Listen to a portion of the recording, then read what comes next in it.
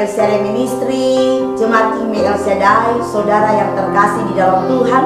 Bagaimana kabar saudara di pagi hari ini? Tentunya kalau saudara dan saya boleh bangun dalam keadaan baik, sehat semua karena kebaikan dan kemurahan Tuhan.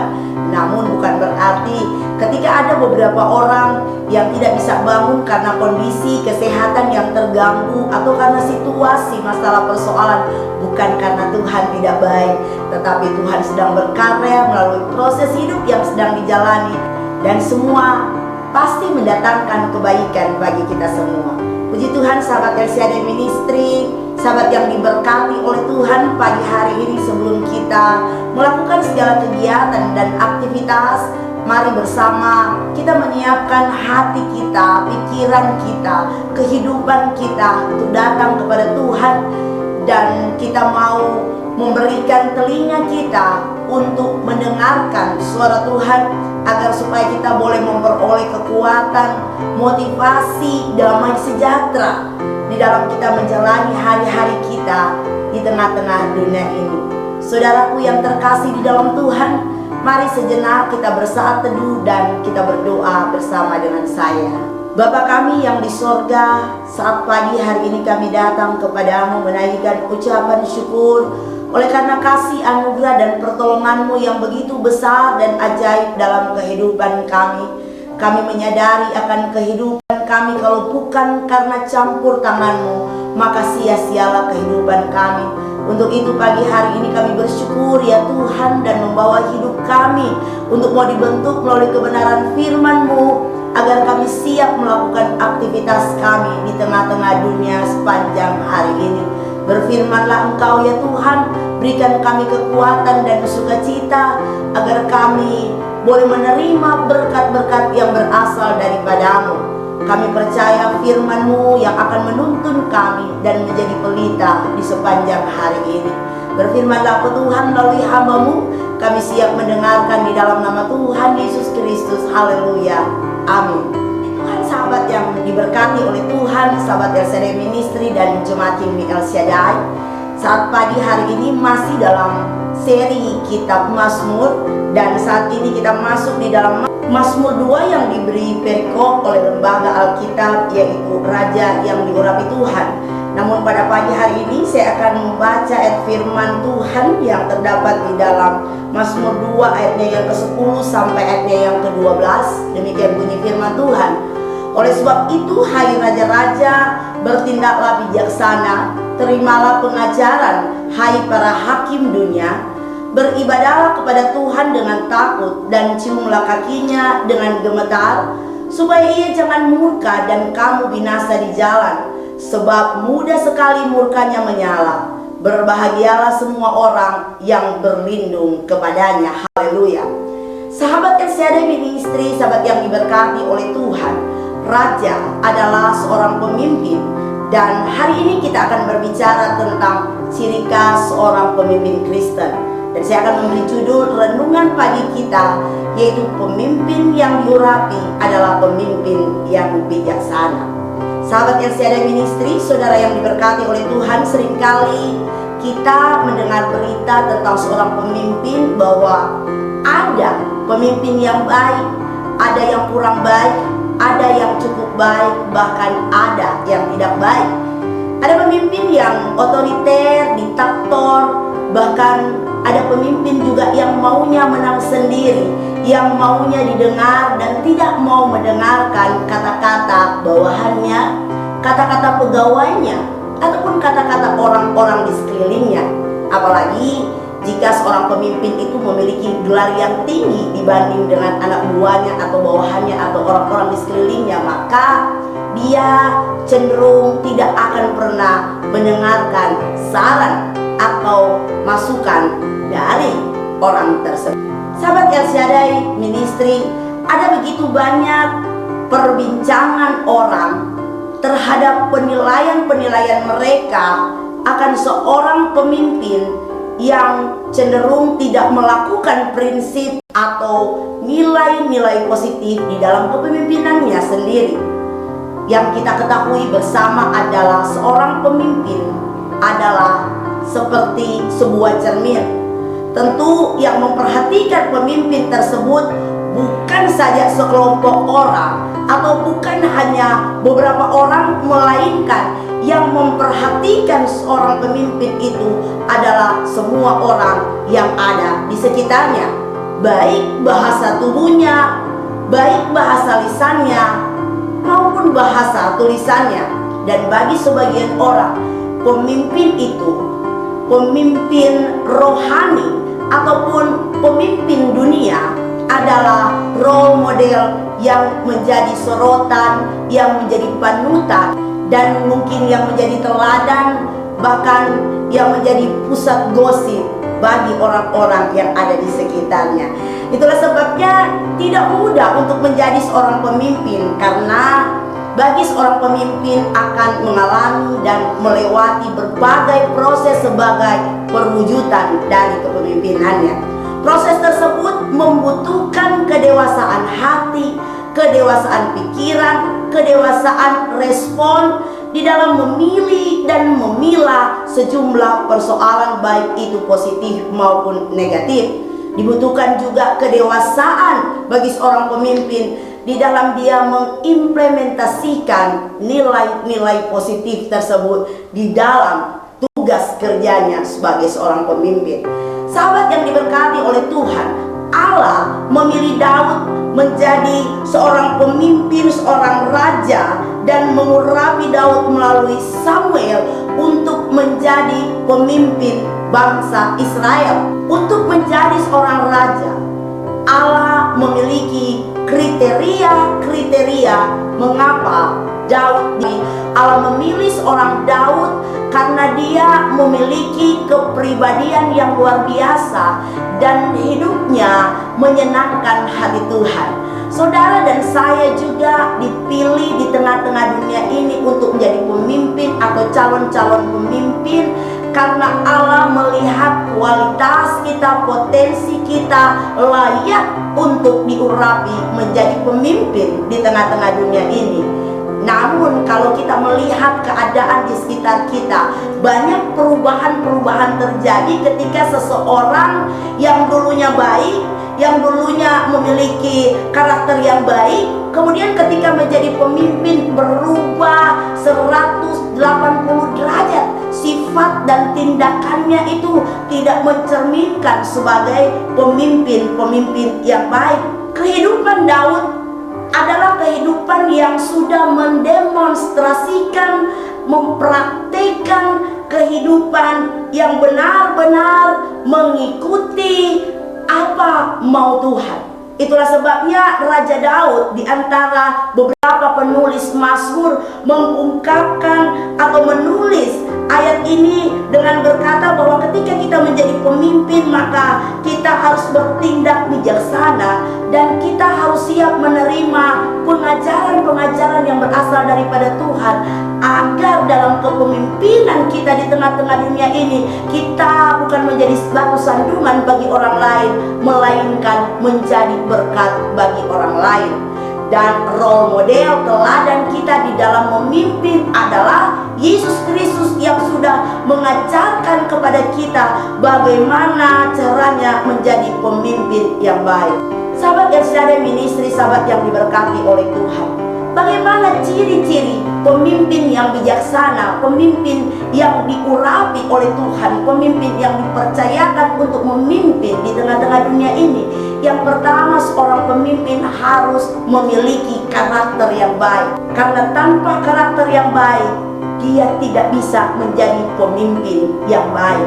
Kemudian yang kedua, seorang pemimpin harus memiliki integritas, karena tanpa integritas dia juga tidak bisa menjadi pemimpin yang baik.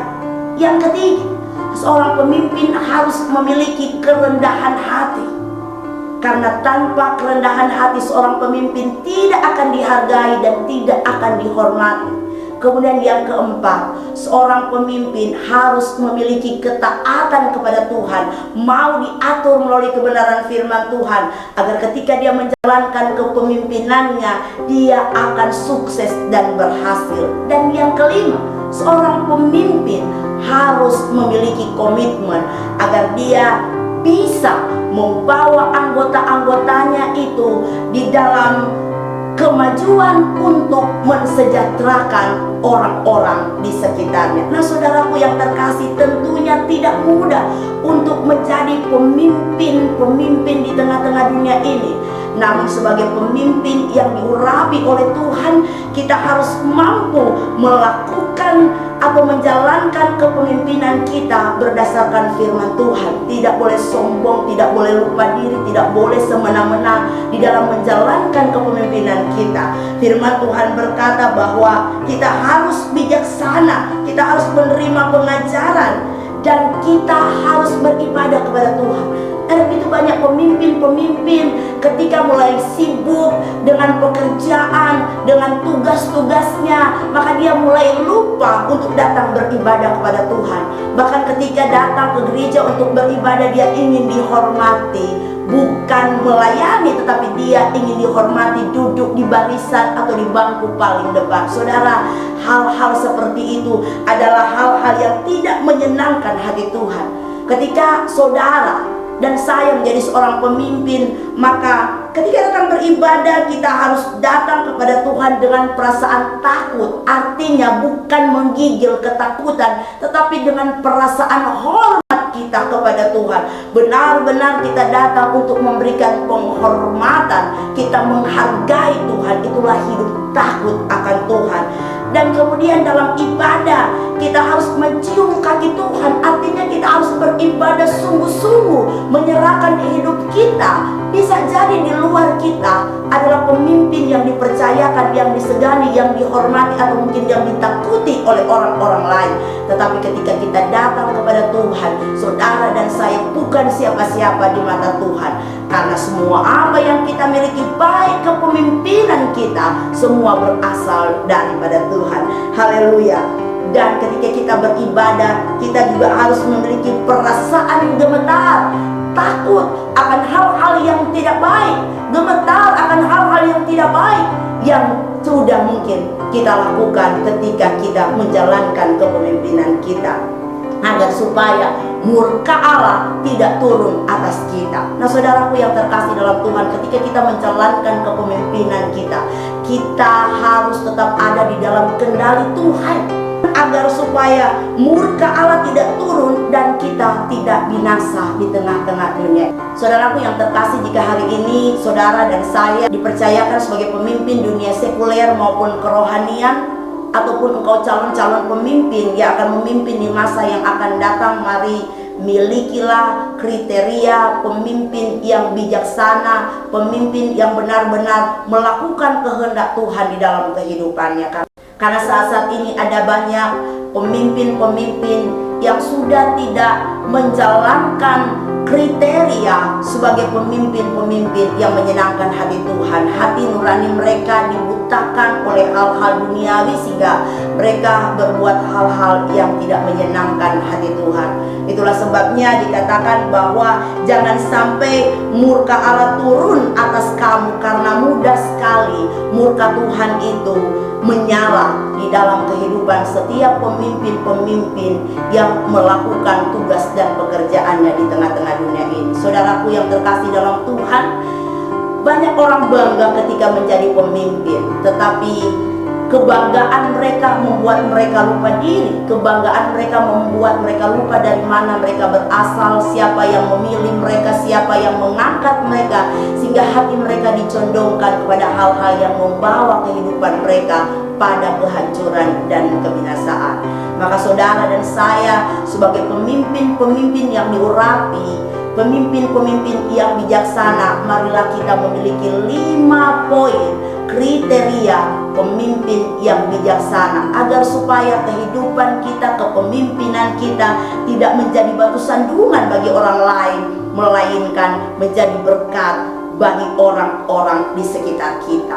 Dan bertolak dari firman Tuhan, maka siapapun kita yang dipilih oleh Tuhan, siapapun kita yang diurapi oleh Tuhan untuk menjadi pemimpin di tengah-tengah dunia ini, baik dalam pekerjaan kecil ataupun pekerjaan yang besar, Jadilah pemimpin yang baik, yang memiliki teladan Kristus, yang memiliki 5 kriteria yang sudah saya bagikan tadi, yaitu memiliki karakter yang baik, integritas yang baik, memiliki kerendahan hati, ketaatan, dan komitmen di dalam menjalankan tugas kepemimpinan kita di tengah-tengah dunia ini.